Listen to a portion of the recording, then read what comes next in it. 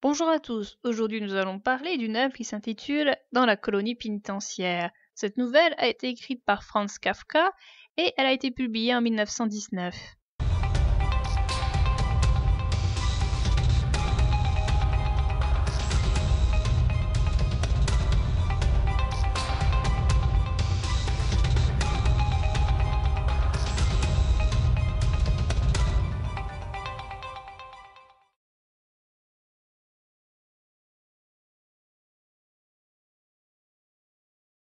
Dans une île, dans les tropiques, un voyageur est invité dans une colonie pénitentiaire. Il se trouve auprès d'un officier qui veut lui montrer une machine. Se trouve sur place un soldat et un autre soldat qui est un condamné. La machine a été créée par l'ancien commandant et l'officier a participé à sa mise en place. La machine est composée de trois parties, d'un lit, d'une herse pourvue d'aiguilles et d'une traceuse. Le condamné doit se trouver allongé sur le ventre sur le lit, être nu et il doit être attaché par des sangles. La herse sert à inscrire sur chaque endroit du corps du condamné le commandement que l'individu a enfreint. Ici la phrase est Ton supérieur honorera. Le soldat est condamné pour indiscipline et offense à un supérieur. Le condamné devait garder une porte, mais le capitaine a remarqué qu'en pleine nuit, ce soldat s'était endormi à son poste. Quand le capitaine l'a frappé avec une cravache, ce soldat ne s'est pas laissé faire.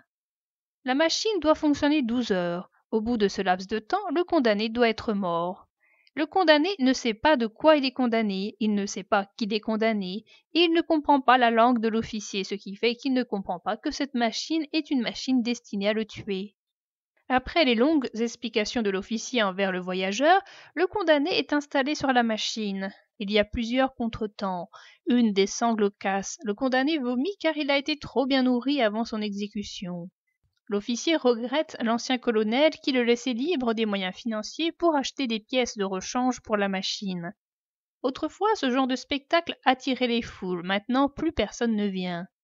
L'officier est le dernier partisan de cette machine. Le nouveau commandant est contre cet engin. L'officier pense que le nouveau commandant a fait venir exprès le voyageur afin que grâce à son discours il mette fin à ce procédé. Le voyageur pense que son influence n'est pas si grande, mais l'officier le croit. Il demande au voyageur de défendre la machine. Le voyageur refuse. L'officier comprend que sa machine ne fonctionnera plus pour les condamnés.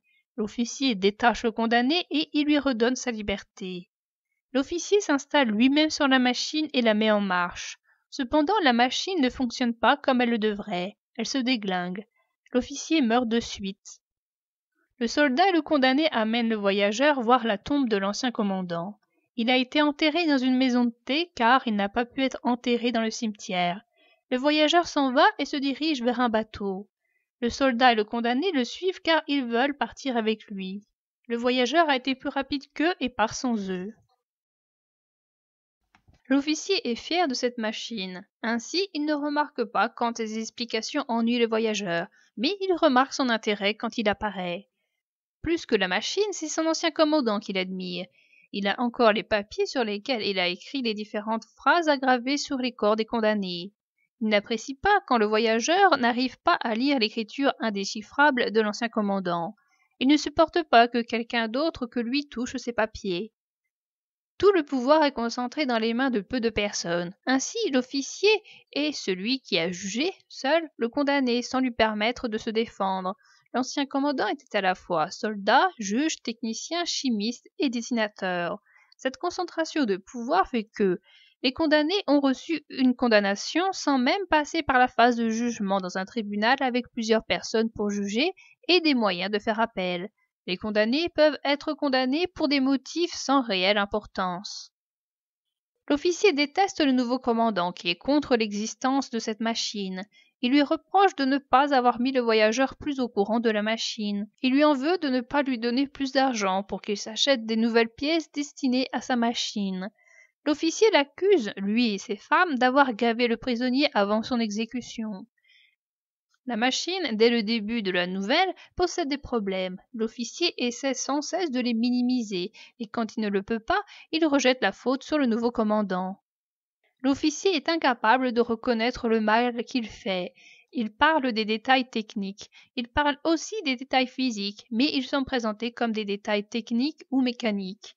Cette machine est faite pour ne pas montrer la souffrance d'autrui. Le condamné ne peut pas crier, il ne peut pas bouger.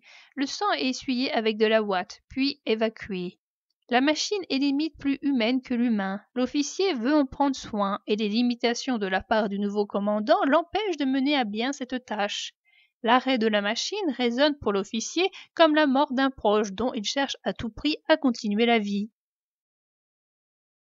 Le voyageur, en revanche, était très inquiet. La machine était manifestement en train de se désagréger. Sa marche tranquille était une illusion. Il eut le sentiment de devoir maintenant prendre en charge l'officier, qui ne pouvait plus veiller sur lui-même. Mais pendant que la chute des roues dentées avait retenu toute son attention, il avait négligé de surveiller le reste de la machine. Or, quand la dernière roue dentée eut quitté la traceuse et qu'il se pencha sur la herse, il eut alors une nouvelle surprise, encore plus fâcheuse. La herse n'écrivait pas, elle ne faisait que piquer, et le lit ne faisait pas rouler le corps, il le soulevait seulement en vibrant et en l'enfonçant dans les aiguilles. Le voyageur voulut intervenir, stopper tout éventuellement, car enfin ce n'était pas le supplice qu'avait recherché l'officier, c'était du meurtre immédiat. Il tendit les mains, mais voici déjà que la herse se levait par côté, avec le corps embroché. Comme d'habitude, elle ne le faisait qu'au bout de 12 heures. Le sang coulait en sang ruisseau, non mêlé d'eau. Les petits tuyaux à eau étaient cette fois tombés en panne aussi. Et puis, l'ultime panne.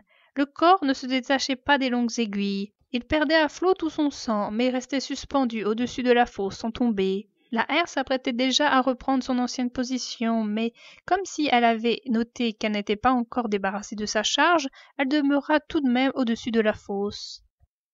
Aidez-moi donc, cria le voyageur en direction du soldat et du condamné, en employant lui-même les pieds de l'officier. Il voulait faire pression sur les pieds, tandis qu'à l'autre bout, les deux hommes saisiraient la tête de l'officier, de sorte qu'on le détacherait lentement des aiguilles. Mais voilà que ces deux-là ne pouvaient se résoudre à venir. Le condamné se détournait carrément. Il fallut que le voyageur aille jusqu'à eux et les pousse de force vers la tête de l'officier. Ce faisant, il vit presque malgré lui le visage du cadavre. Il était tel que du vivant de l'officier. On ne découvrait pas signe de la grâce promise. Ce que tous les autres avaient trouvé dans la machine. L'officier ne l'y trouvait pas. Les lèvres étaient étroitement serrées, les yeux étaient ouverts, avaient l'expression de la vie. Le regard était calme et convaincu. Le front était traversé par la pointe du grand aiguillon de fer.